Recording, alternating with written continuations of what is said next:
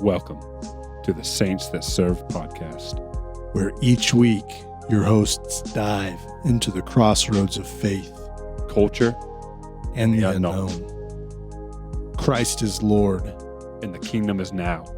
We are the Saints That Serve.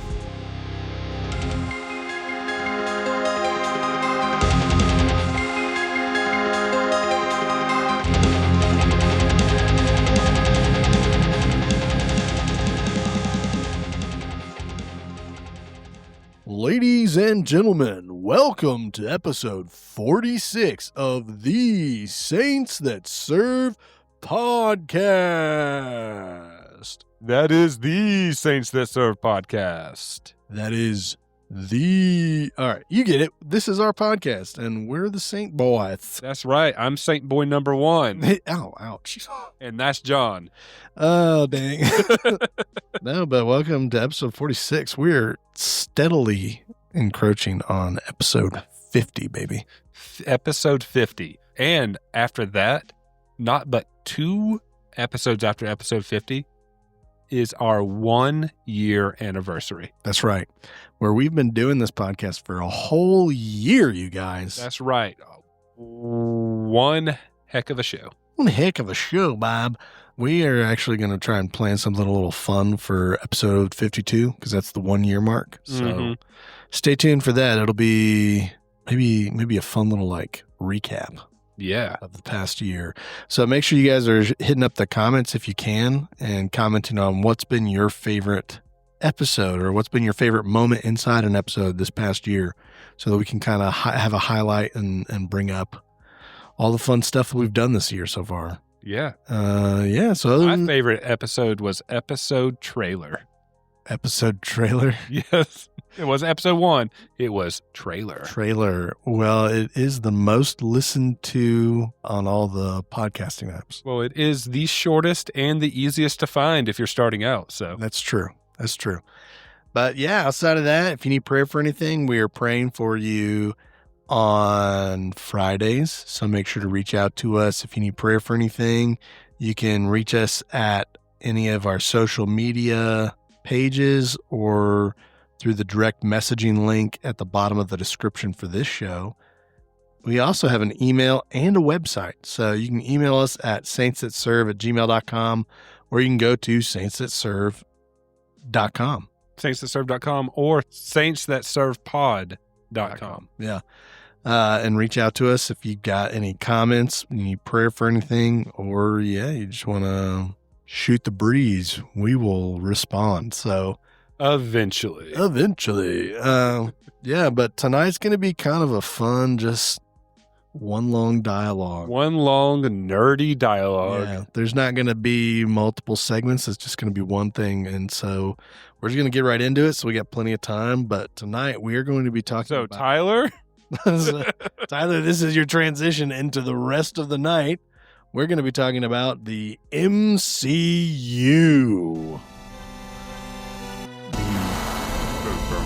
Best superhero saga?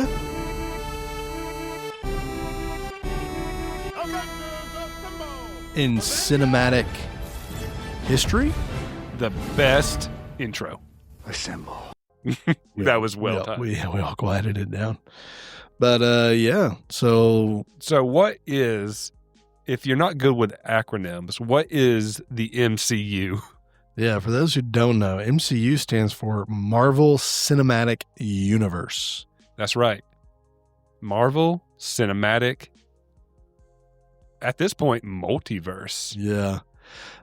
So just so you know, we might dabble a little bit into comic book lore, but we're going to be focusing on just strictly cinematic. Yes, from when it started in 2008 up to, I think we're going to leave out this year because they're new. So the 3 Marvel movies that came out this year, we might call them out by name, but everything else is, I guess, a spoiler warning.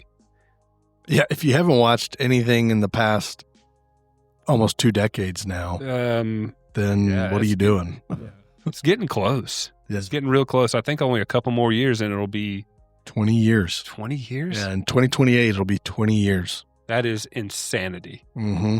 But yeah, so starting with, technically it's Hulk, but No. really it's Captain America. It's Iron Man. Sorry. No, Iron Man was first before Hulk. It was Iron Man, then the Incredible Hulk.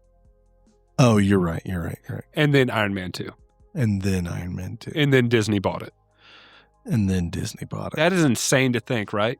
Yeah. Where people associate Disney with the bad part of Marvel, the kind of like the trash that kind of came out after Endgame came out. Yeah. But Disney's been making Marvel movies for the majority of Marvel movies. Yeah. MCU. Yeah. Well, because, there's a big scandal behind it all. Like, basically, everybody's contracts kind of ended after Endgame. Yeah. And then when Disney went to try to renew stuff, they, like, totally... They saw the value in it, and they were demanding too high of a price that Disney wasn't willing to pay. No, it was the other way around. Like, they were, like, lowballing them, like making it even lower than what they had before, kind of deal.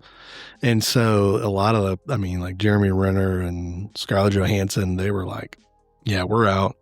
And Robert Downey Jr., he was like, I'm done, but now he's not done. Which is insane. Which is crazy. We're going to get into that a little bit. Yeah. But it's like, for him to come back, but as a different character. Yeah. And it actually kind of makes sense. Yeah. Is insane. Yeah, it's kind of crazy that like a movie that made such a turning point to make everything work in the MCU was not actually like a massive movie. You know what I mean? It was Spider-Man No Way Home. Yeah. That's what opened up the multiverse. Yeah. But it's not, they didn't funny hype it up. Yeah, it's funny too, because in the lore of that movie, it was almost like, because they introduced multiverses at that point. Kind of not. They kind of talk about it in Endgame a little bit, or hint at it. Yeah. But then they go into it with No Way Home. Yeah. And it's interesting because they make it out like that moment in that movie is what triggered the multiverse, but it's really not.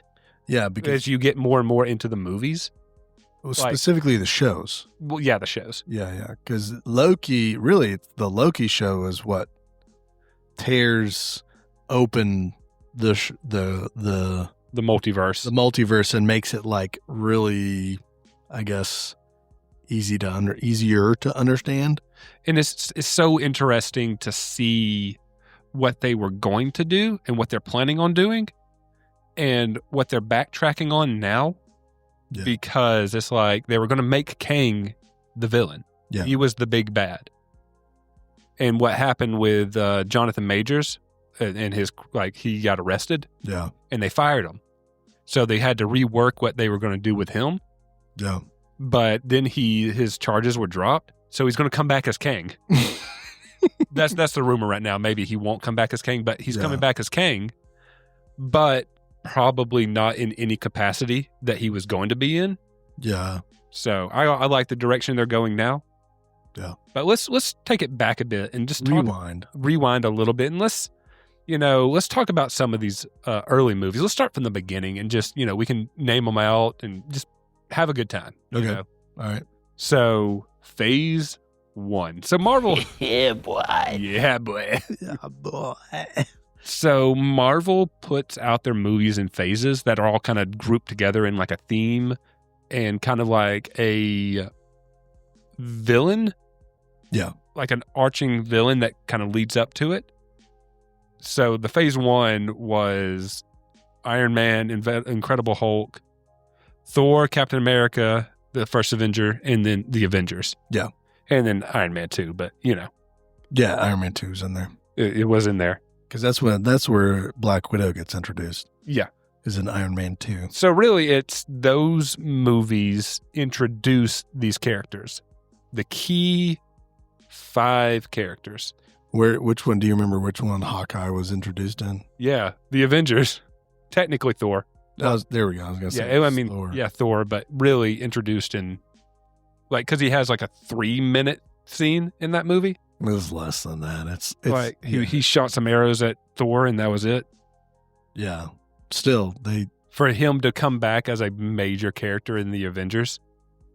Well, but I mean, that was the thing is they introduced him as an agent of S.H.I.E.L.D., but he was just Hawkeye.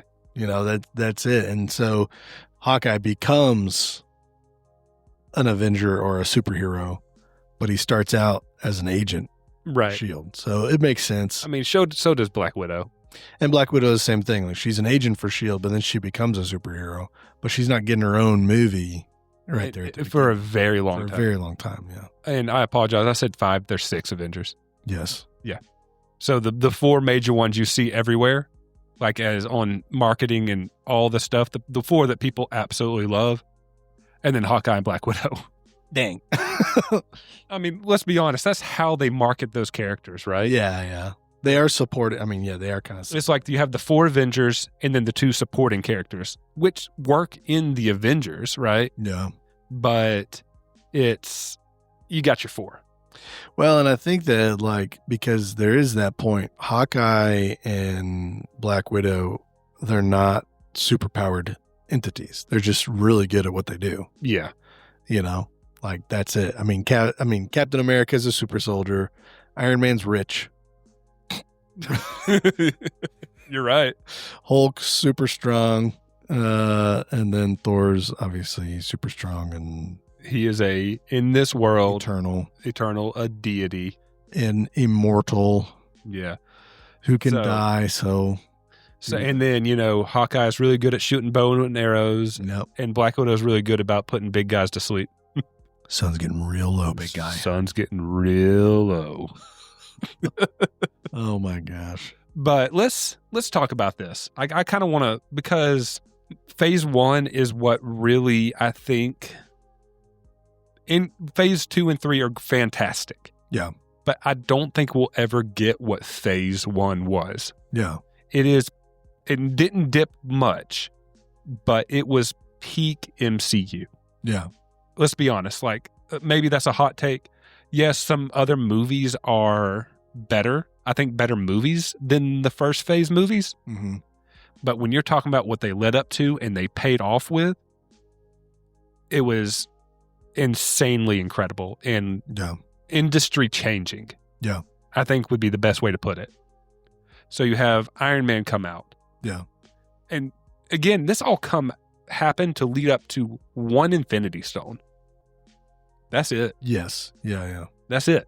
And then after that, they did so many other Infinity Stones, like sprinkled without. But the entire point leading up was introduction of characters and an Infinity Stone, which you didn't even know what that was when the Avengers come out. And you didn't even realize that it was in the staff.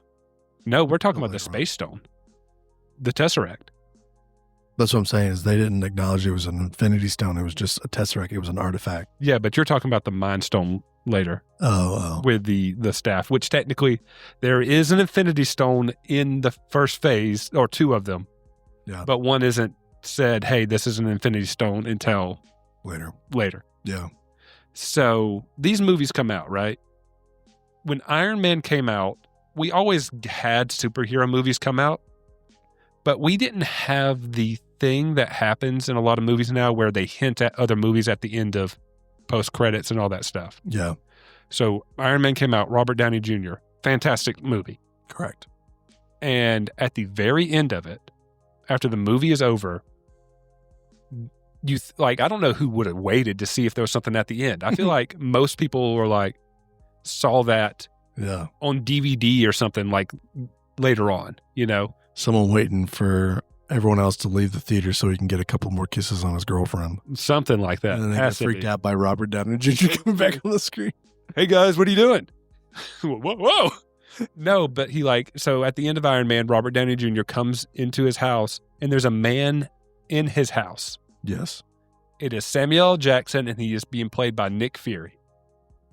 And for him to mention the Avengers. It's Nick Fury being played by Samuel L. Jackson. Sorry. I was like, wait a minute. I thought I said Samuel L. Jackson playing Nick Fury. You said It's Samuel L. Jackson being played by Nick Fury. Oh, sorry. I meant to say playing Nick Fury.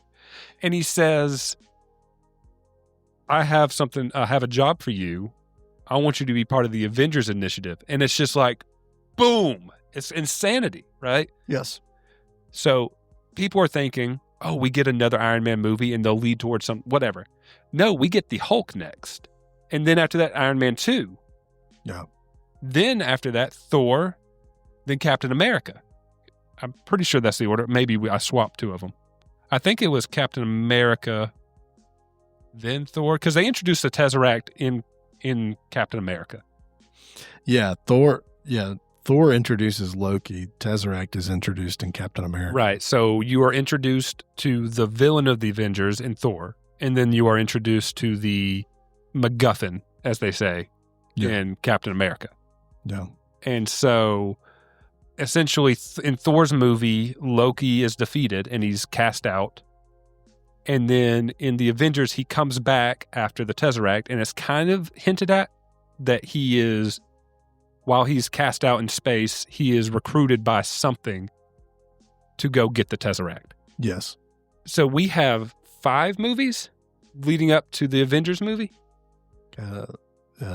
Counting with my fingers. Yeah. Iron Man, Hulk, Iron Man 2, Thor, Captain America. Yeah, so 5 movies. Then the 6th is The Avengers.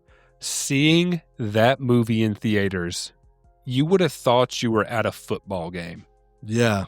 Like everything happening, the hype around it, all the moment, and all of the community and brotherhood, everybody coming to experience a movie was something that has never happened before. Yeah. And really, I don't think will ever happen again. Well, not to the level of at that point. Yeah. There are so many great moments that warrant it in movies later on. Yeah. But I do not think it'll ever happen again the way it did at the beginning.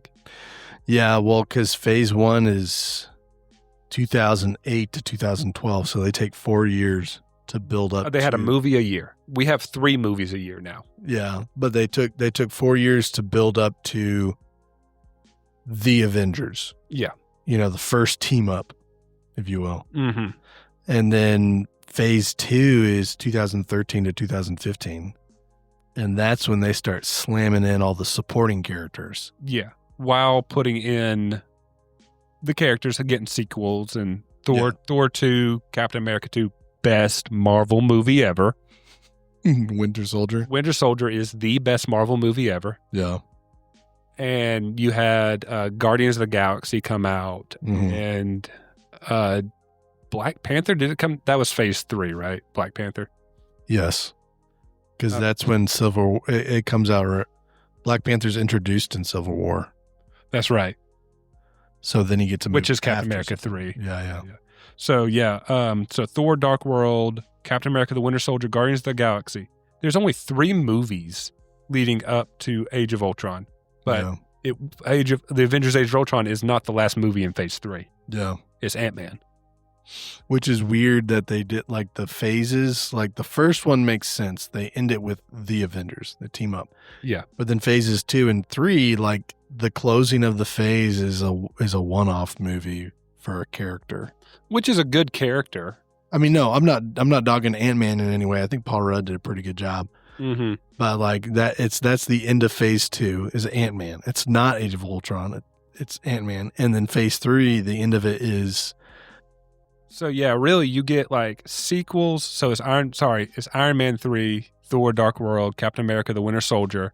So sequel movies. Yeah. Then you are thrown in with what looks like what's going to be the dumbest movie on the planet. Yeah.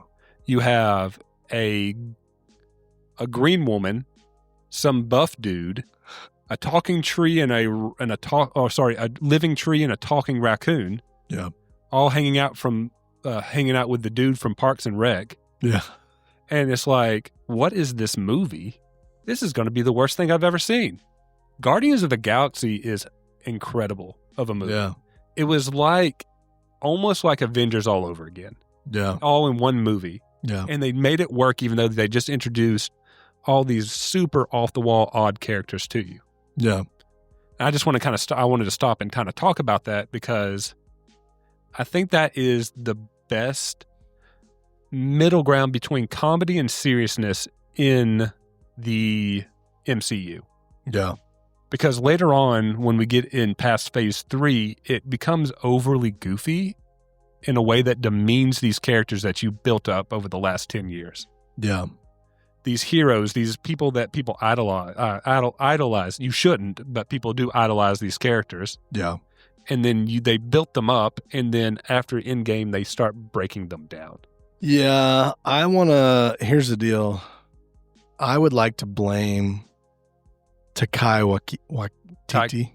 Taika Waititi, because Thor Ragnarok did it.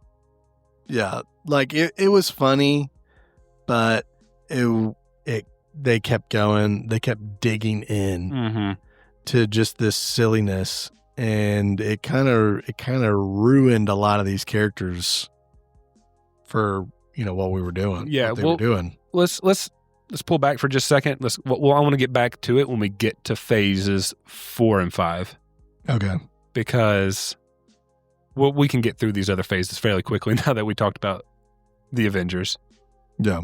But, we had these movies, and so you got sequels, and a lot of them introduced. So Thor Dark World introduced another Infinity Stone.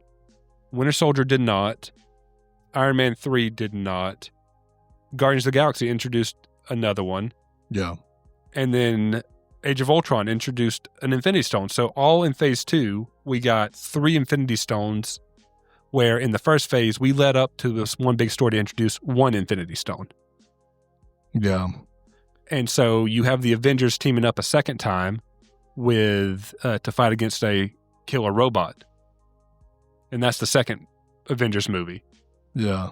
Introducing Quicksilver, who dies in the movie.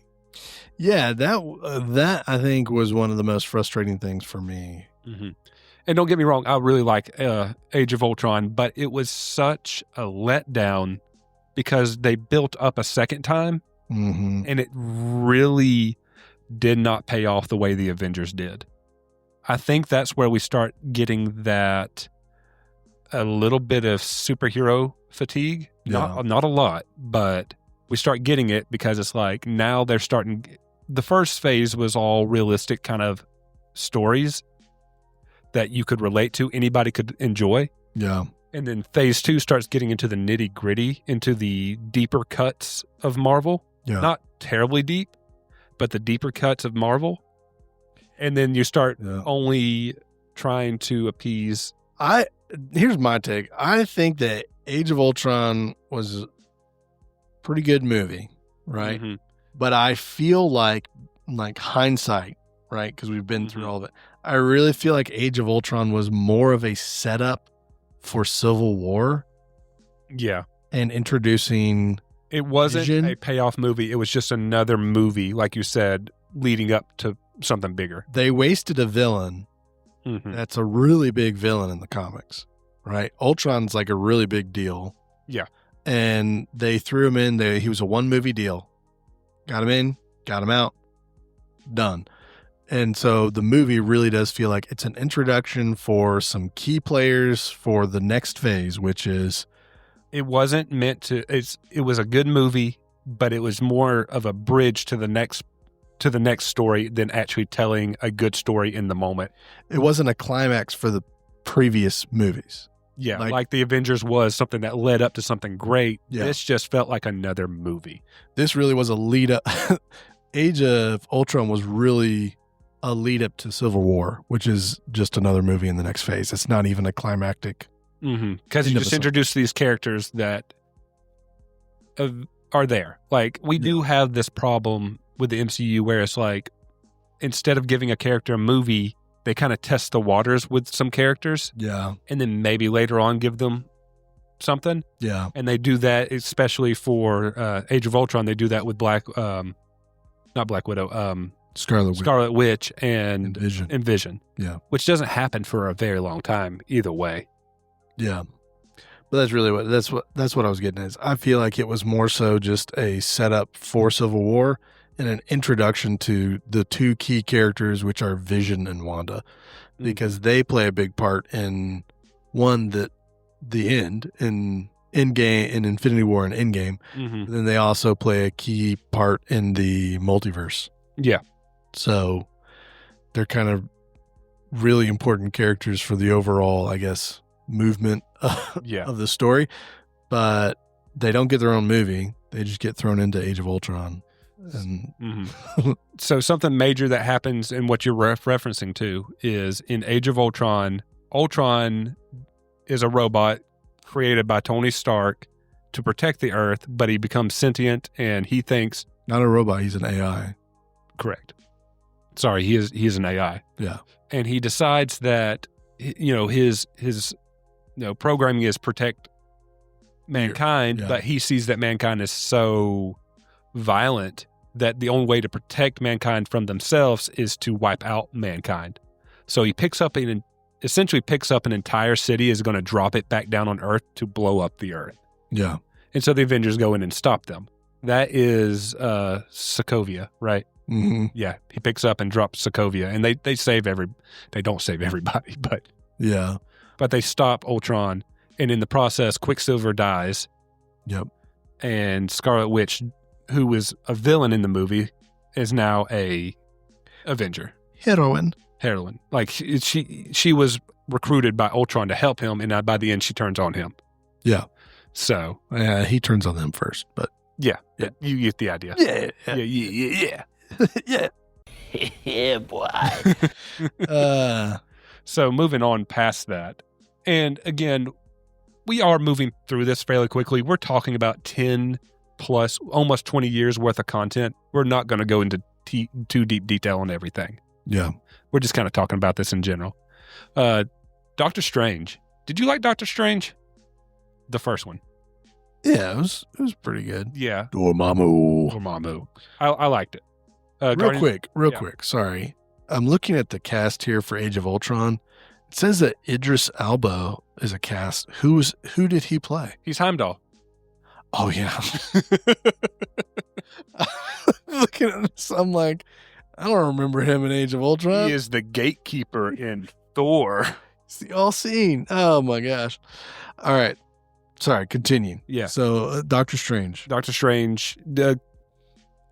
The story within Doctor Strange, and a lot of these are pretty self-contained. Yeah. And they're just introducing characters. Yeah. Same way with Ant-Man, we talked about. Guardians of the Galaxy, that was important because there was the Power Stone was in that. Yep. Guardians of the Galaxy Volume 2, same thing. Just introducing new characters and just another good movie with... Introducing the reality of Star-Lord being an actual Lord. Yeah. That's right. Kurt Russell. Freaking Kurt Russell, man. That movie's good. Big Trouble in Little Chinatown, you know what I mean? Yeah. And he's the whole town. He's the whole town. And then Spider-Man Homecoming. Talk about a movie that is great and sets up a lot of stuff that does not happen later on. Yeah. I feel like everybody really liked Spider-Man Homecoming because Spider-Man actually was convincingly a high schooler. I jumped forward so terribly bad. Oh, you did? Yeah, I'm sorry. I didn't even talk about Captain America Civil War. We talked about it, but yeah, like you said, Age of Ultron led up to Civil War. Correct. And what is, to me, the whole movie is great. Yes. Right? But it's a Captain America movie, and they try to kind of put an Avenger story within it. You know what I mean? It's truly about Captain America, Steve Rogers, trying to help his friend Bucky, who was the Winter Soldier, spoiler. And everybody's after him because he blew up and killed Black Panther's father. Like but it wasn't really him. Oh, spoiler alert. Spoiler, whatever, But they all think it's him. Oh. So yeah, it's like, great movie. Great at the end, Yes. You think there's going to be this huge fight between super soldiers, and it's just like the villain just was looking for these super soldiers. You think he was looking for the serum. And at the end, Zemo, the villain, just kills all these people who are cryogenically frozen because he doesn't want more super soldiers. Yeah. And it was like a really great twist. Yeah. And I just think that the big airport fight is really cool. Yeah. It's earned, but it was like they just threw in an Avengers movie in the middle of this movie that was a Captain America movie. You know what I mean? Yeah, I get you. It's this bigger plot that deserved more time. Yeah. Civil War was a major comic book event, and it was kind of like just kind of nestled. The actual like point of Civil War was kind of nestled right there inside a Captain America movie. Yeah, I agree with that. It did seem kind of like it works, breezed over a little bit. Mm-hmm, it works, but I just wish we had more of that happening. Yeah. But the reason why I jumped back is because Tony Stark recruits a young lad named Peter Parker, and that was another thing. Parker. I love Spider-Man. Yes. One of my favorite superheroes, and it's like the introduction to this character is let me go grab him out of his bedroom and go have him help me fight these people. Yeah, and then he ends up getting his own movie, which is wonderful, right? Yeah, but I think part of the problem with a lot of this stuff, right, is that we had 3 Spider-Man movies with Tobey Maguire, then 2 of them with Andrew Garfield. We've seen his backstory, right? His origin story. Yes. And so by this point, it's like, I get why they didn't do another origin story, but it's like, why didn't you kind of do an origin story, but different? You know what I mean? To introduce this character. Yeah. A little bit differently, besides them just being, yeah, I've been doing this for a minute and now I'm here. Which is also kind of an MCU issue. Is when you have these huge moments happening in these movies, like a robot trying to drop an entire city on the planet to blow it up. Yeah. Or aliens attacking New York City. Yeah. And it's like, the further along you get into the MCU, you find out how many superheroes are actually there. Yeah. And it kind of has that MCU effect of like, where are they at? Where they at though? Yeah, where are they at? Yeah. And it's like, where's Doctor Strange? Where's Ant-Man? And, all that kind of stuff, right? All these heroes that exist. And as you get further down, it's like, oh, they exist. They're just not there. Yeah. On these world-threatening events. Yeah. So it's fine. It's entertaining. Yeah, I think, and this is where I think the problem with it is they cannot tell this large story in a single movie. Yeah. A lot of these things that are happening would warrant 10 movies. Yeah. And they're putting it all into one movie. Well, but as far as like the heroes being not at these like massive events that are going on, I feel like there's a little bit of an explanation in their own timelines. You know what I mean? Like, yeah, Ant-Man wasn't there for the Sokovia event, but he wasn't connected to the Avengers. True. So how could he have known about Ultron and leading up to it unless someone had informed him? Like, he would have been like everyone else, just they would have seen the event happening on TV. Right. And then how does he get to the other side of the world in time? Okay. In enough time. For Ant-Man, sure. But and what about Doctor Strange? Like, it doesn't give us the timestamp of when he's fighting Dormammu, but he is kind of fighting a really big problem for the globe. Sure. But to argue that and counteract that, all of these sorcerers that are there, yeah, at wherever, I can't remember where they're located, the Sorcerer Mountain, Fortress of Solitude, the Fortress of Sorceritude. But I believe it's called Hogwarts. MCU Hogwarts. Yeah. So they're all at MCU Hogwarts, right? All of these sorcerers. Yeah. And they show it happening later on where they all... So they're showing it where they're all... Later on, they all come to help. Yeah. But it's like, I don't think what happens later on is world threatening, but I feel like a planet blowing up versus a planetary takeover is worse. Well, but you got to remember their goal is to protect the time stone.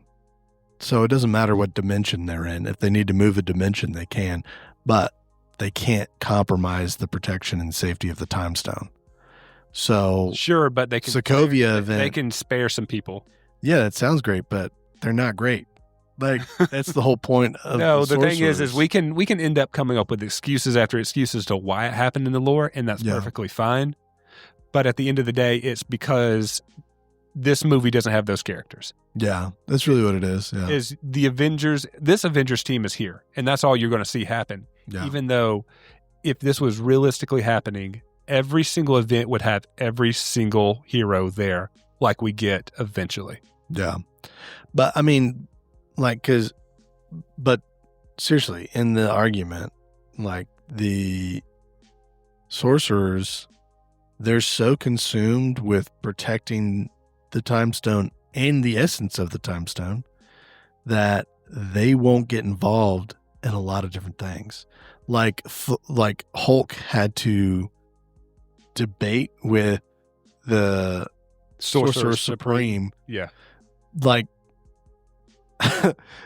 she didn't just get on board with like, hey, you're traveling from the past to come and get the time stone to do or whatever. And she's like, you can't interfere with the sacredness of the timeline. It's like, dude, like, But that's like one person. Like, but that's what I'm saying is I think that is the epitome of the ideology of the sorcerers of the Fortress of Solitude is they're the priorities are like human life and protecting the sacred time stone.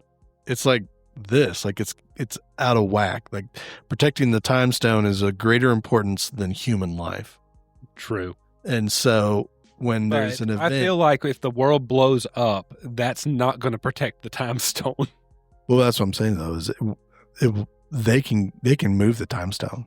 They can take it away from the earth. There's other planets, there's other dimensions and galaxies and universes. When have you ever seen a sorcerer on another planet in the MCU? Well, technically, the Sorcerer Supreme goes to Thanos' planet. Yeah, but on a spaceship, they don't teleport. Oh, well, yeah. I don't know where he goes when he fights Dormammu, but it's like a dimensional... Yeah, it's a separate dimension. Space thing. I think that there are, just because it's such a large franchise, you're going to have conflictions. No, yeah, there's definitely... I think that it's for things like this. Yeah, for It's debates. Like, hey, we can debate about it, but we're not really going to have a good answer, I just want everyone to be clear where I'm coming from. My opinion of the sorcerers from the Fortress of Solitude... Hogwarts. Hogwarts.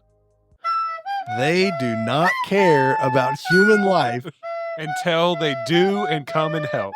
Until they're like, now I'll help. We have to protect human life so that it protects the time stone. Even though at that point the time stone is gone. Yeah, it doesn't it's like, in order for us to truly get the time stone back and protect it, we've got to give it up. And at that point, when they all come out, the time stone is gone. Yes, they have another one, but their time stone in their timeline has been destroyed. Correct. So just so we're clear on that as well, they're not trying to protect the time stone at that moment. Well, but no, because they are. Because think about it. Strange saw the only way for him to be able to fulfill the mission of keeping a time stone protected is by giving it to Thanos so that he'll snap half of everybody out of existence, so that it'll motivate the remaining Avengers to go back in time to collect all the stones, to undo what he's doing, to get him to come back and fight at the final Endgame battle so that they can kill Thanos and all of his minions in one swoop. That's what Doctor Strange sees, and he sees that it's so crazy. The end of it, he'll have a time stone to protect. Time heist. Is that not stupid? Like, he's like, the only way for me to fulfill my mission is to kill countless people, bring them all back, kill a bunch more, and get rid of Thanos so that I can protect the time stone. Yes. So that's what I'm saying. These Hogwarts guys, they care less about human life and more about protecting the sacred time stone. Thor Ragnarok. All right, Thor. Another sorcerer. Loki. Oh, true, but not in the same sense. I mean, God of Mischief.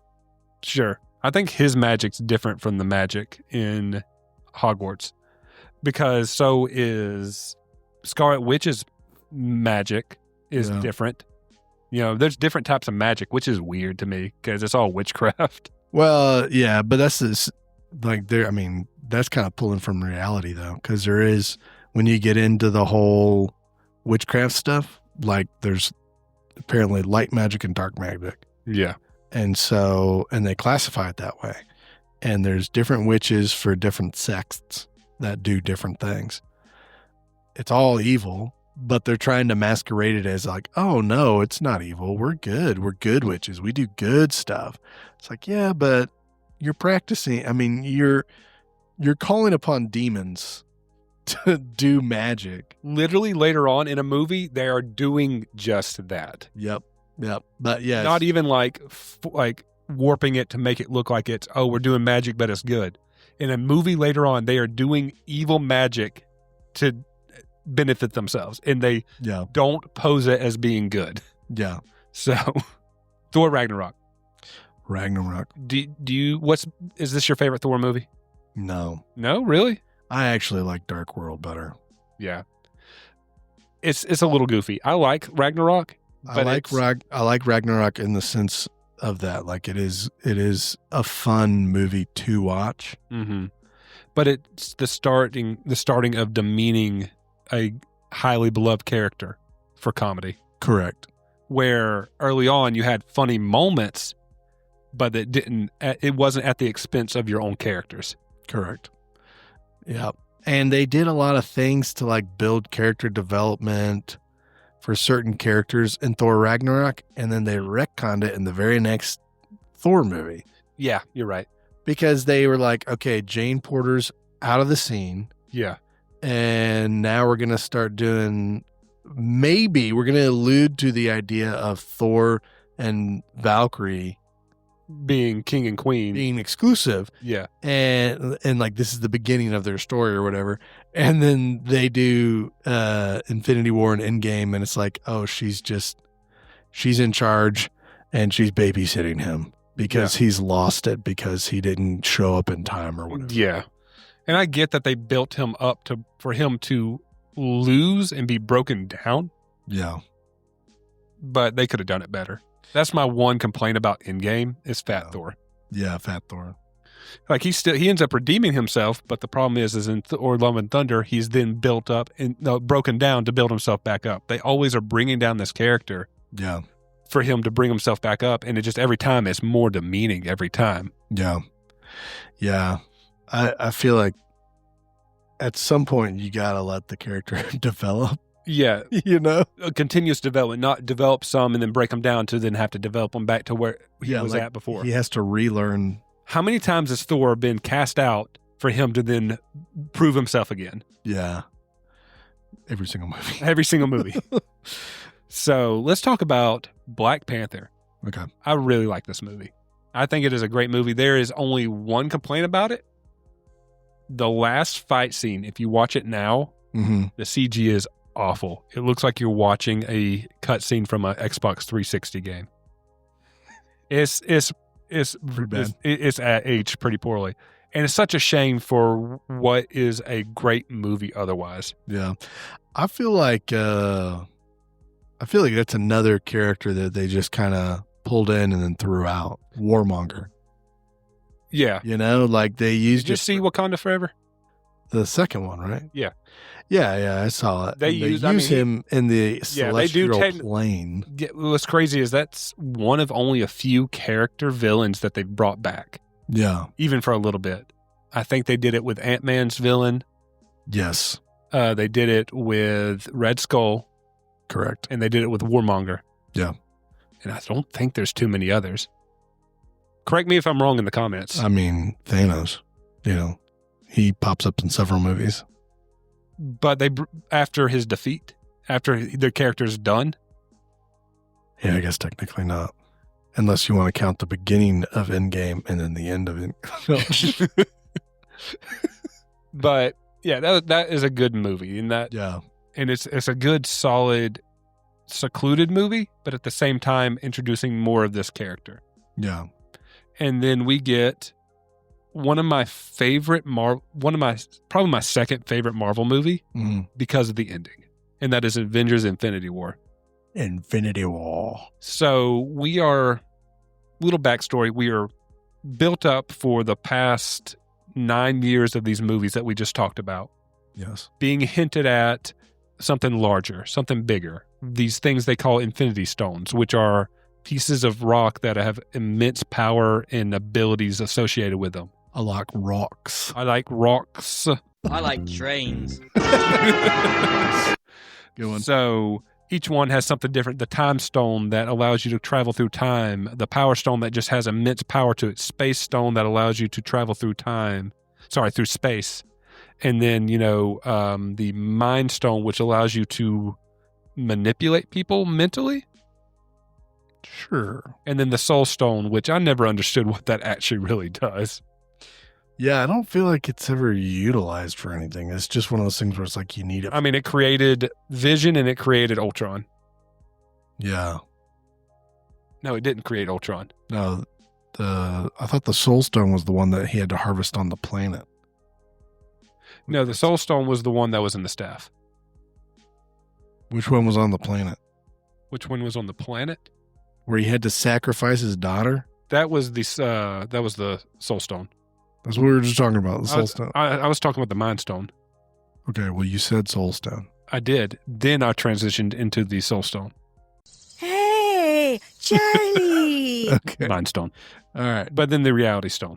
Reality Stone. So anyways, these stones of immense power, and it's found out that a lot of the things happening in the background were all being orchestrated by what is essentially the series' main villain. The Infinity Saga's main villain. We are talking about Thanos. Thanos.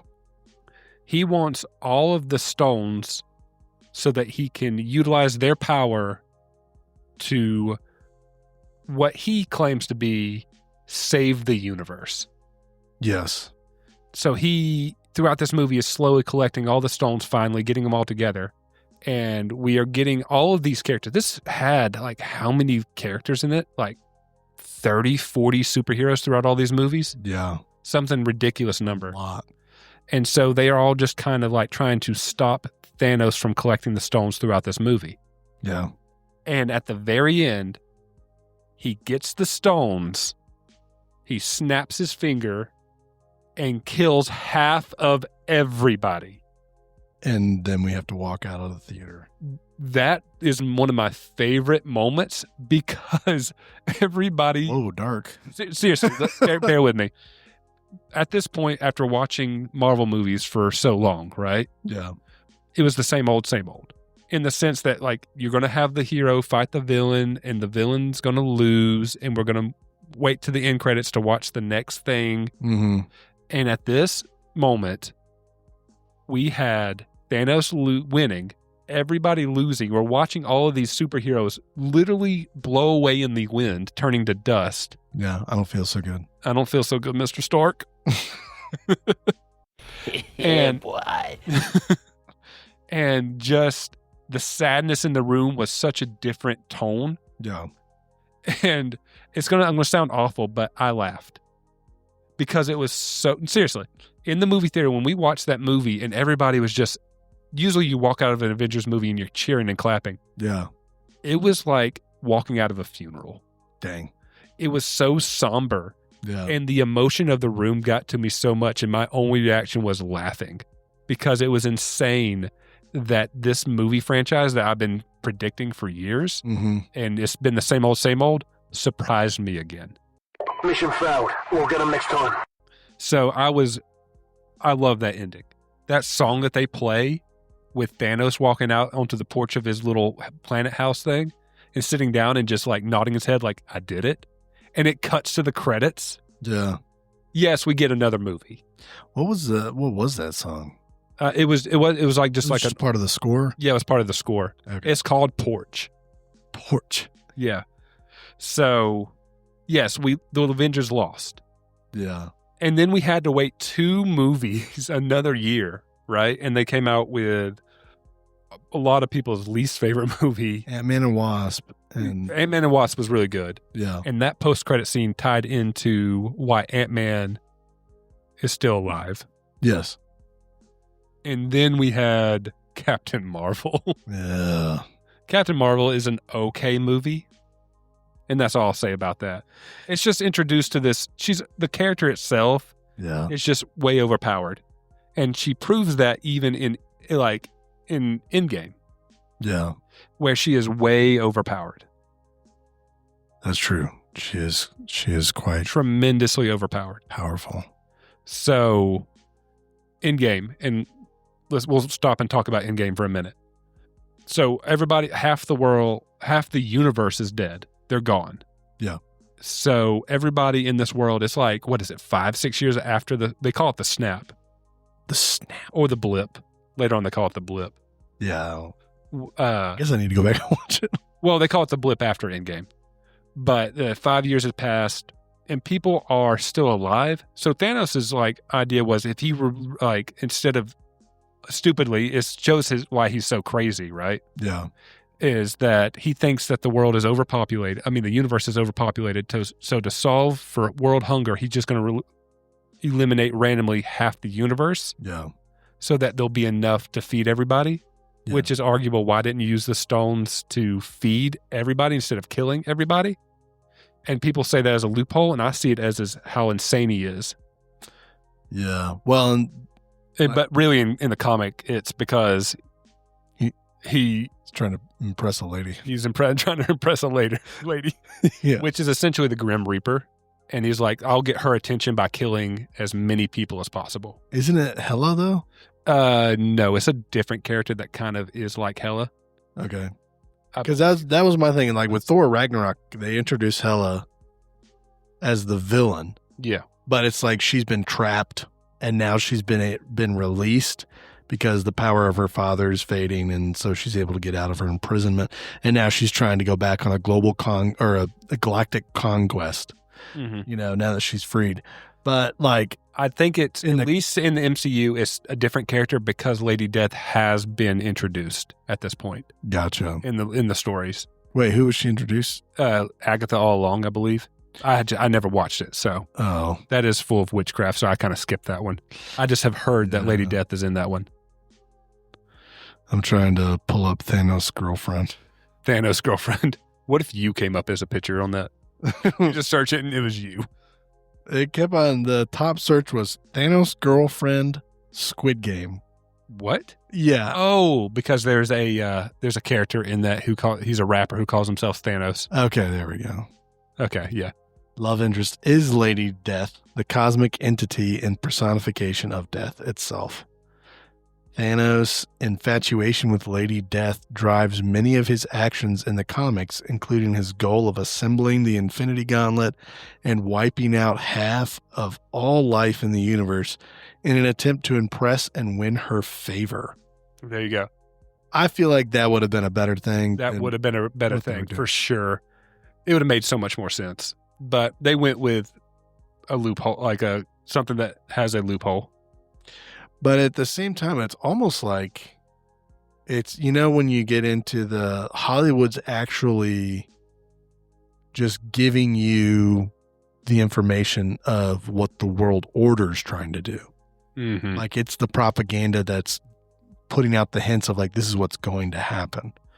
Because it feels that way, like Thanos, he's the bad guy, but they're trying to, humanize him by saying like, he's coming at it from, it may be wrong, but he's coming at it from a good angle where he's trying to promote life rather than. So instead of having this all-encompassing evil person, they tried to make him relatable to some degree. Trying to say like, hey, he's not bad. It's just the What he's decision doing. he made was bad.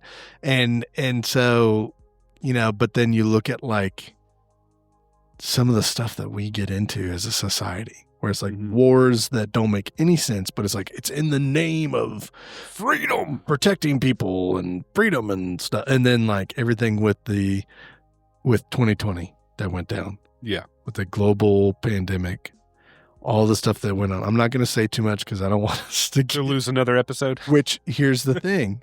That's crazy that we cannot have public discourse 5 years removed about something without getting censored. Like, what?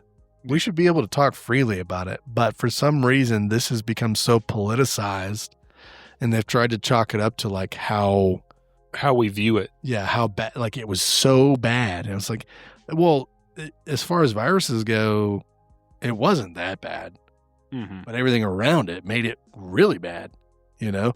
So I don't know, man. And ever since then, year after year after year, there's just been a lot of bad things that are happening, and they're happening in the name of good things. Yeah. And it's like, what the heck are we doing? So that's my opinion. Got a little political there, but it almost feels like, because, I mean, Endgame came out in 2019. 19. Yeah. Same year Kingdom Hearts 3 came out.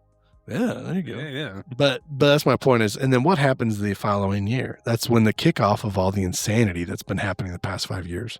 Like 2020 is the starting point. You know, like we go into this crazy event, and then in 2022, people start slowly getting back into the norm of things. And they're like, what happened for the past 2 years? I feel like, I don't know. I feel like the world stopped, or a bunch of stuff happened that it was just weird. And then, you know, every year since then, it's been crazy thing after crazy thing that in the past we would have just chalked it up to coincidence. But now we're getting all the info and saying like, oh my gosh, what the, like, okay, when we talked about the hurricane that swept through, it was supposed to be 100-year storm, but it was chaotic. And coincidentally, there's cobalt right in the area that hurricane went through and decimated everybody. Coincidentally, there's a government contract to a private company that's trying to mine all that crap. And you know, and so it's like now every single storm, there's like a conspiracy theory behind it. Ever since 2020. Yeah. So anyways, that's my rant and rave. That is your mini corner of this episode. Yeah, we could get into it, but we're not going to. So Endgame. I love this movie. It's a good movie. Pretty good. And the wizards finally help out. So a quick summary. Thanos in Endgame, Infinity War won. So now all the heroes decide to get together to go back in time, because Ant-Man accidentally discovered time travel. Time heist. And so they decide to go back in time to steal all the Infinity Stones from corresponding past events of the Marvel Universe. Yep. To come back there, to snap their fingers, do the snap again, bring everybody back, and then go bring the stones back. Correct. At this point, they had found Thanos. They killed Thanos. Yes.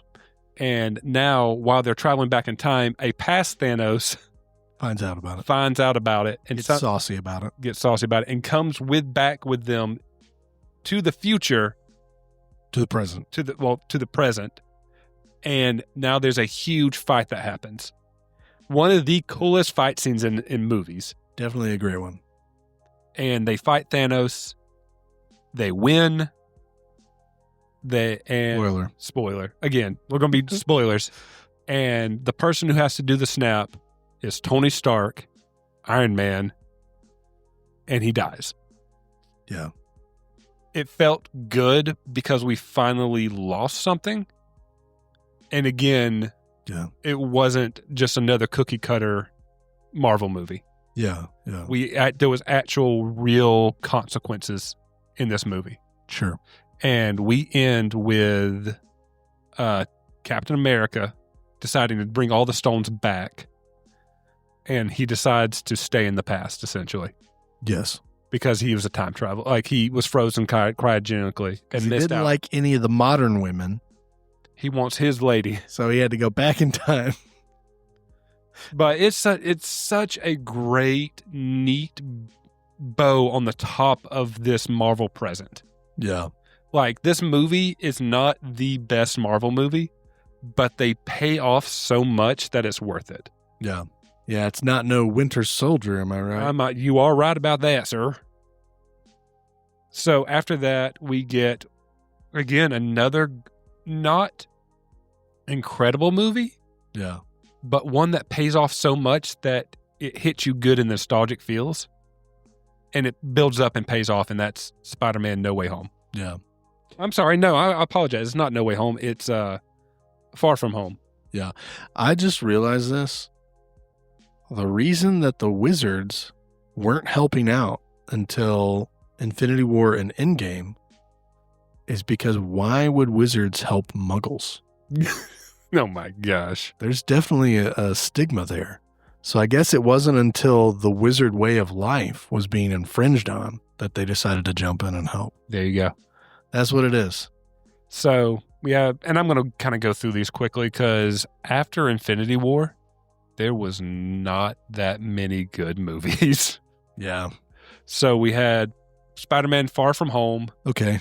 That was good, but I just feel like all I remember is the great climactic moment of Peter fighting all the robots and all that stuff, you know? And then him catching the gun. Oh, yeah. And it's like the sunglasses he's pointing at him, but it's really a gun. And Far From Home was frustrating because it was like you're dealing with like an actual magician, not like a sorcerer supreme magician. right, somebody using like illusion. Yeah, an illusionist. And it's like, hey, I'm making you punch yourself in the face. And you're like, stop it. Some of the best visuals of like that mind trickery and loopiness that's like, is this real? Is it not? I liked that in that movie. Have you seen the reel where it's Peter kissing Mary Jane? Mary Jane and it cuts and then it's Mysterio cutting like, gotcha. Sick. Yeah, Mysterio like changes his appearance back from he was pretending to be Mary Jane, so he looked like Mary Jane, and then they kiss and it turns to Mysterio's like, gotcha. So anyways, that's a good movie. And then this is where we start getting hits and misses, and eventually a lot of misses. And that is starting with Black Widow. Black Widow story was okay. Mid. It was mid. Thank you. But it was just so demeaning. There was not a single male character in that movie that was portrayed in any positive light. It was like one of those, it started that, it was very much a feminist movie. That's probably why it was mid. Probably why it was mid. When you make those distinctions and say like, hey, you're lesser or you're bad just because of your gender, then you cut out an entire... It didn't blatantly flat out say it, but you can kind of tell that's what the message was. I mean, yeah, it was pretty obvious, like, guys are either dumb or bad. Yeah. So, yeah. When you do and that... Again, I like the character Yolanda, and I like the character Red Guardian. Yeah. They're good characters, and they do fix them later on. But in this particular movie, it's not great. And it's also another MCU problem of these characters were introduced in this movie, right? Yeah. And they might be good in another movie, but you have to watch this new movie or know what happens in this movie to watch the next movie. Sure. It's like one giant story you have to watch everything for, or you're going to miss something important. Yeah. Yeah. I guess what I was getting at is like, I don't know if the movie's necessarily awful, but when you're targeting a demographic, in a negative light, like the demographic just tunes out. Like I know that's what happened to me. Like I'm not trying to throw shade on the movie. I just tuned out because I can only take so much of being like, hey, because you're this, you're awful. Yeah. You know, so, and that's not true because you know what? I am awful. I am a sinner, but I've been saved by grace by the Lord Jesus Christ. And now my new identity is in Christ, and Christ is perfect and Christ is holy. So that makes me holy because Christ is in me. Amen. And so Yeah, I mean, I'll put it that way. I am, without Christ, I'm a wretched sinner and I need help, but I've got Christ. So I feel the value of Christ rushing through my veins. So yeah, it's like, why would I watch something that's just going to Tell you that you're awful. bring me down? It's like, I don't care what you think about me. I've been made new. I'm a new man in Jesus. Mm-hmm. So, And it's subtle in this movie, where later on it's very blatant yeah, in its bashing of specific, mostly men a lot of times. yeah. But Shang-Chi and the Legend of the Ten Rings, What did you think of that movie? I liked it. I like that movie too. It is, I mean, besides Awkwafina, you know. No, I'm kidding. I'm just tired. She's one of those actresses that's showing up in everything right now. And I feel like she's not really different in any of it. Yeah, she is one of those characters. She's a character. Yeah, Yeah. she's the one. She doesn't change how she acts. Yeah. It's a good kung fu movie, but it doesn't really fully tie into too much besides hinting at a past villain in it for 3 seconds, which was the Abomination. Another movie that's awful, The Eternals. Yeah. Yeah, some alphabet community a lot in this movie. So Yeah. skip it. But the only thing you need to know about this movie is that at the end, a giant is living in the earth like a egg, and it tries to hatch out, and they turn it to a metal, which ends up being vibranium. Oh, yeah. Yep. Forgot about that. Now let's talk about what I think is the best Spider-Man movie, which is No Way Home. That's Only- just because it's got... Because of deep nostalgia. yeah. So like I talked about earlier, there was 2 different actors who played Spider-Man in different film Franchises. So Spider-Man with Tobey Maguire, then The Amazing Spider-Man with Andrew Garfield. Tobey Maguire. The Maguire. Yeah. So in this movie, Peter Parker teams up with Spider-Man, teams up with Doctor Strange, and accidentally opens up a rift to other universes. Correct. Because he was trying to fix the fact that everybody found out he was Peter Parker. Correct. And so he wants everybody to forget it. And then somehow or another, the magic that Doctor Strange does opens up a rift and pulls in all of these past movie villains for the Tobey Maguire movies and the Andrew Garfield movies. Mm-hmm. And then in some of the best moments revealed, so does Tobey Maguire and Andrew Garfield show up in this movie. Yep. I'm not going to dog this movie too much, but the whole, like, what Peter Parker tries to do in the movie, it really comes across as like Freaky Friday magic.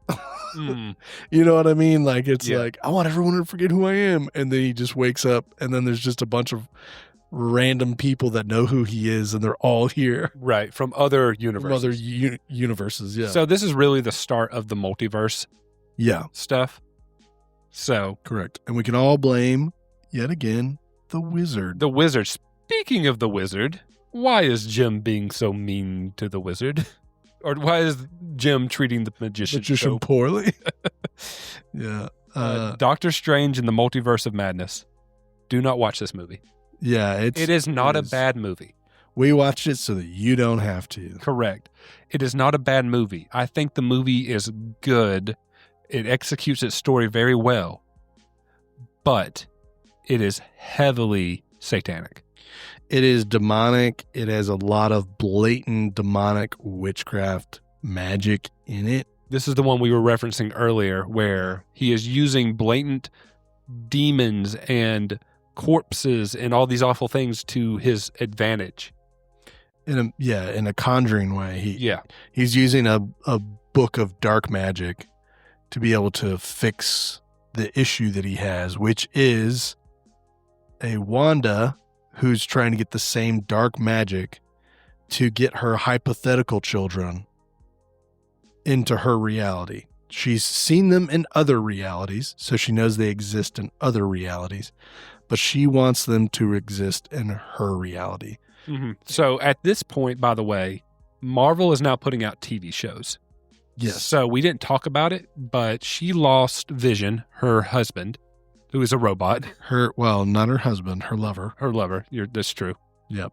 And so she has gone and taken over a whole city and created like this fantasy world for herself. Let's not be too generous. It's a township. It's small. Yeah. Yeah. But she's created this whole Yeah. reality for herself. She's with her magic. Yeah. She's used her magic to imprison the people that live there, To create her perfect little world. to create a little 90s sitcom It was different sitcoms from the 50s, Yeah. 60s, 70s, 80s. throughout the ages, I guess. But yeah, she's trying to create a sitcom environment where she still has Vision, and her and Vision have kids in this Yes. reality. So she goes through all that. And this is, again, the beginning of belittling characters, I think, more. They do it a lot in the TV shows Yeah. where she builds this out. They stop her, but she's all doing it just to have her perfect little life. Yeah. And if you find out that there's another witch in this bubble trying to siphon off and kind of live in this reality and benefit from it, and that's Agatha All along. And so she is using this evil book to help her with this. And Wanda ends up beating her and getting this dark book. Well, the reason that she's there is because she believes that Wanda is the red phoenix or something like that. I think they never call Wanda the Scarlet Witch. Yeah, there we go. That is what she thinks she is the Scarlet Witch. Yeah, Agatha thinks that Wanda is the Scarlet Witch, Which is like a lore. Essentially, it's a witch messiah. Yeah, That's what it's portrayed as. And so she's trying to get the power that's inside Wanda and extract it. And then Wanda ends up defeating Agatha and then embracing the Scarlet Witch identity. And then where Wanda was kind of neutral, Correct. Closer to good, but kind of neutral, she now has this evil book.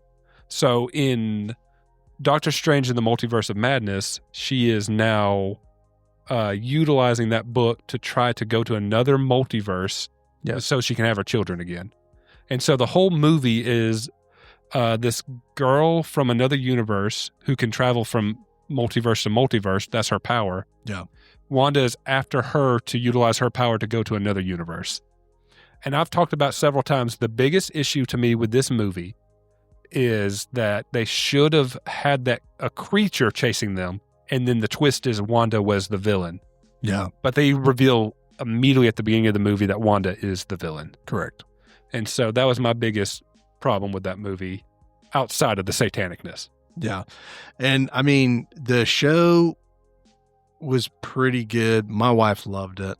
But then they came out with the movie. And it ruins the character. And it almost takes away from all the development that happened in the show. Again, it's a Marvel problem recently that they build up and develop a character just to tear them back down. Well, it feels more like they're not getting directors who are on board with the overall vision of the story, and they want to do their creative whatever. And so, because, I mean, we talked about this, they were going to have one director do Doctor Strange, and then out of nowhere, they had another guy, and he's known for his horror stuff. I can't even Sam Raimi. Yeah. Which is the same director who directed the 3 Tobey Maguire Spider-Man movies. Yeah. Oh, Sam Raimi? Sam Raimi, but he also directed The Evil Dead. Yeah. And some other horror stuff. So the movie is very horror. Yeah. It's very deeply horror and really disturbing imagery in it. Yeah. And I feel like they wasted some good cameos because they pulled some really great, Professor from X-Men. Yeah. He's in it. Patrick Stewart's in it. A lot of John Krasinski as Mr. Fantastic is in it. Yeah, which he's in that because that was a fan favorite, what everybody wanted him to play that character. But I'm just saying, they could have utilized that cameo elsewhere. Yeah, I agree. In a better way. Yeah, because it's so short of a moment, and I think all these characters should have been in it more. Yeah. So let's get off of the satanic movie. Yeah, moving on. Into in my opinion, the worst Marvel movie. Oh. Thor: Love and Thunder. Oh, man, but it's about love at the end. Yeah, and it's literally a character. It's so stupid. All right, what I'm going to say about this movie is that they take Thor, again, build him up from the previous movie after he is, had another revelation about himself and broke him back down. Yes. And it's just such poor writing. I'm sorry, but they have his weapon, which is a hammer. Yes. And an axe, right? They're sentient now. They have feelings and emotions in this movie. Yeah. And it's just like the whole movie is them just... The only good thing about this movie is that one awesome dialogue from Christian Bale playing Gorn? I've only seen this movie once. And Gore. And he is having his dialogue in the black and white world. It's just Christian Bale acting good. And so besides that, it's just so demeaning to all the characters. The final fight is not even really Thor. He gives his power to a bunch of kids and they fight for him. Yeah, almost promoting child slavery. Kind of. No, there were some problems with Thor Love and Thunder. I will say that I do like the ending in the sense that, like, the reason that the villain is doing what he's doing is because he loses his only child due to the vanity of this class of entities that have deified themselves. And so everything about this movie that concerns Christian Bale is good. Yeah, so he's on a quest to try and destroy all the gods of the universe. And at the end, like, Thor and company realize where he's coming from and realize the way to defeat him is to bring love back into his life. Yeah. And Love is his only daughter. Yeah. Literally named Love. Literally named Love. But they're able to, I can't remember how they do it, but they are able to bring her back. Because isn't it like an entity that can make a wish? Yeah. What he was after? Yeah, that's kind of what it is. And so they make the wish to bring her back, and Gore, Christian Bale's character, is like, he gives up and is at peace with it. And Natalie Portman's character also ends up dying from it. But you're left with the little girl Love and Thor, and he's essentially finally has something. Single father. Yeah, something to take care of. Who has something to take care of, and he relinquishes the identity of being the deity Thor and being the dad Thor. He goes throughout the universe helping people because that's what Love wants to do. Love wants to help people. Yeah. Kind of a deal, you know, so. Yeah, it's a decent story in there, but it's just so wrapped in this demeaning, really goofy comedy. Yeah. That just really takes you out of what they're trying to show in this movie. Agreed. So let's talk about Black Panther for a second. Black Panther, Wakanda Forever. I don't want to talk about it for too long. Sure. But I want to talk about these next two because they're okay. One, I enjoy Marvel movies. I'll watch them and I enjoy most of them. Thor and Love and Thunder, I hated because it didn't feel like a real Marvel movie. Yeah. It didn't have the heart of Marvel movies. But Black Panther and Ant-Man and the Wasp, Quantumanium, they're both okay movies. Yeah. They're not great. Marvel hasn't been great in a while. It's just like they're making them for essentially the lowest tier of their fans at this point. Yeah. So just both those movies, again, standalone movies. Guardians of the Galaxy Volume 3 was good. I did like that movie. The first swear word in all Marvel. The first F word. The first F word. In all of Marvel. And that was like the big deal about the movie. They made a huge deal. And it's done in the stupidest way. Like, I'm not saying cussing is okay. But there was so many other ways they could have used that in that movie if that's what they were going to do. Yeah. And it would have been a better moment, like a hype moment, right? But no, it's used as a very quick, witty joke. Yeah. So, James Gunn, there you go. Watch your profanity. Watch your profanity. Yeah.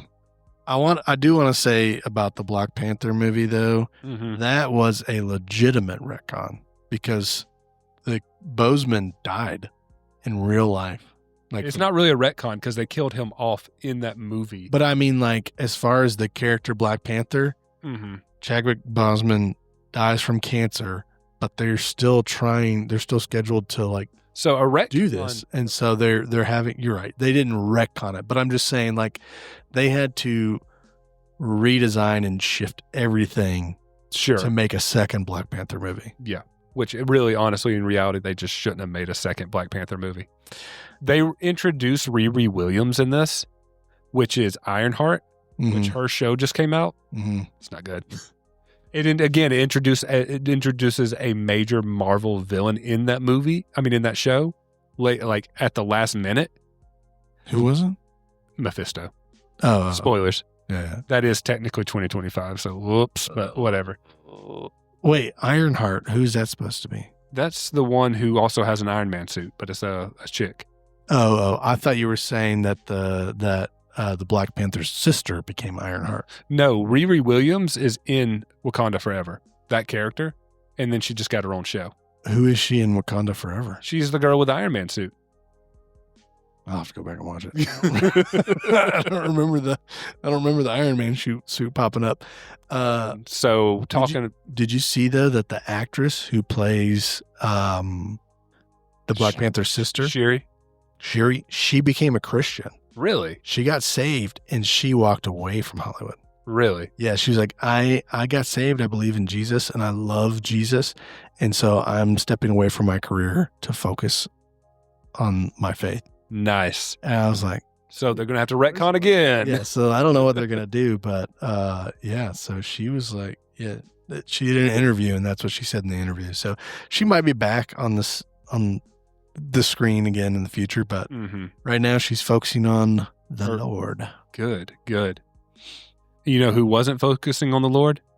Doctor Strange. No, Deadpool and Wolverine. Oh yeah, they weren't either. That is a Marvel MCU movie. A very naughty, nasty one. So there is that one curse in one F-bomb, as they say, in Guardians of the Galaxy Volume 3. As they say. The other 700-something F-bombs. In 700, yeah. It's a ridiculous number. It is a lot. It is in Deadpool and Wolverine. Yeah, all in one movie. Yeah.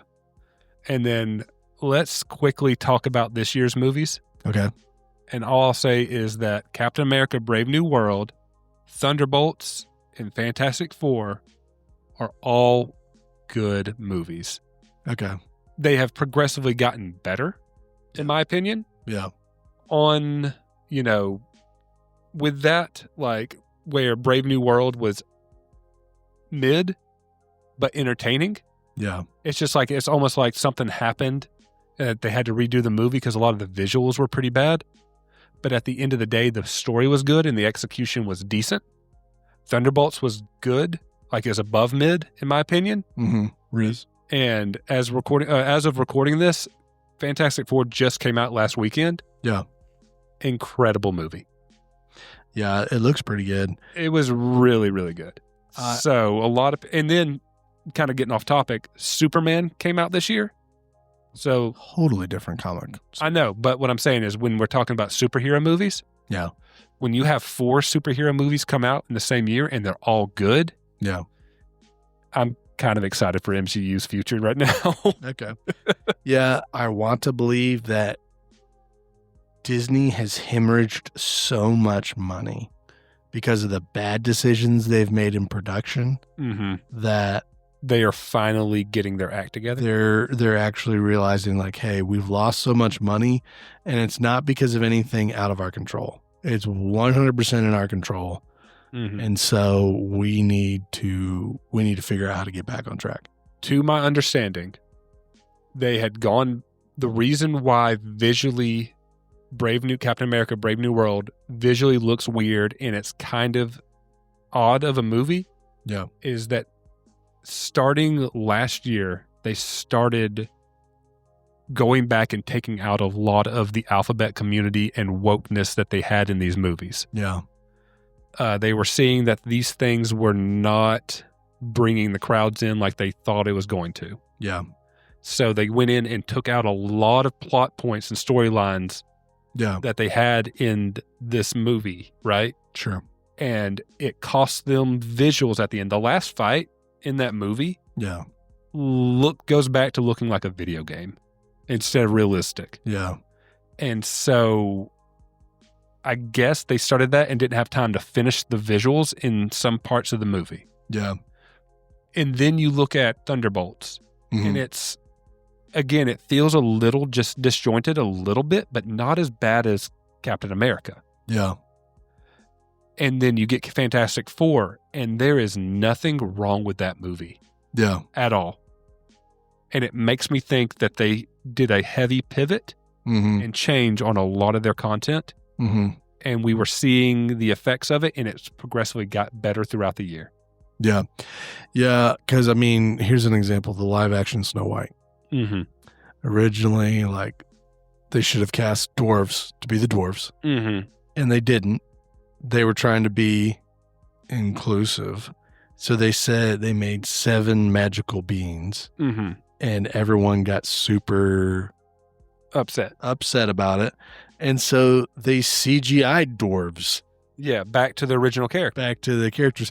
When it's like, you should have just done dwarfs all along. And the problem is for that movie, it was the fix wasn't enough. That movie is still bad.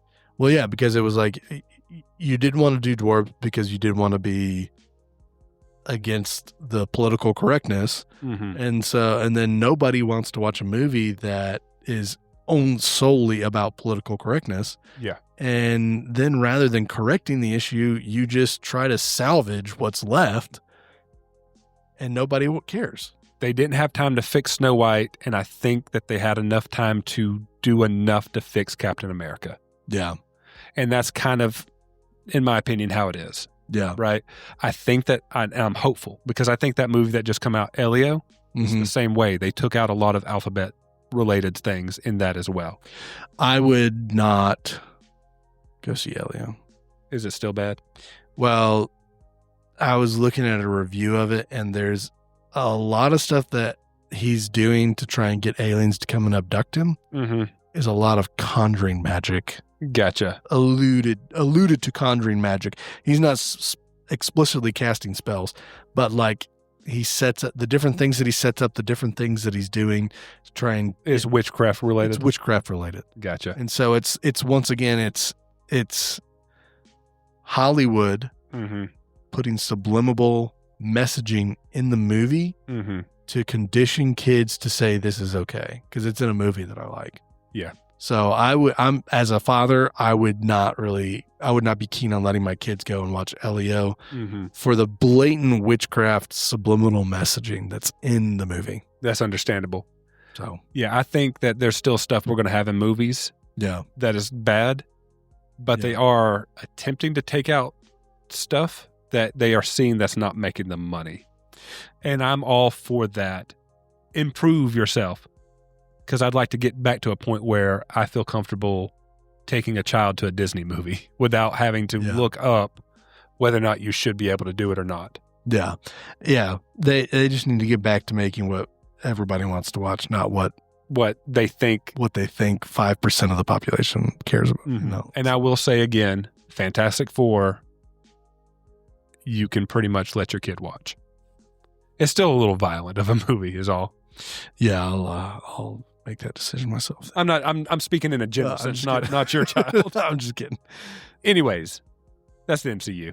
There you go. That's our very brief, but what felt like for you forever, us ranting about sorcerers. Yeah, we did get into that a lot, didn't we? But there was no deep diving going on today. No, that's what's crazy and how deep and how massive this franchise is. Yeah. It might sound like we got on tangents and deep dives into this. This was all incredibly surface level. Yeah. Yeah. There's so much more we could have gotten into, but we just wanted to give a highlight and just give a general talk on it. And I enjoyed this talk. And it was a good talk. Yeah. You know what? I'm glad that we got to reveal the true darkness of the wizards. That's right. And make everybody realize that, you know what? If they're not for Gondor, then they're not good. That's right. I don't. So anyways, thank you so much, everybody, for joining us on this episode 46. 46, baby. Of the Saints That Serve podcast. Yeah, boy. Yeah, boy. What is that? What is that from? I don't know. It's a snippet of some like dude. He's just like looking back. He's going, yeah, boy. So yeah, that's all we've got. So Christ is Lord. And the kingdom is now We are the saints that serve.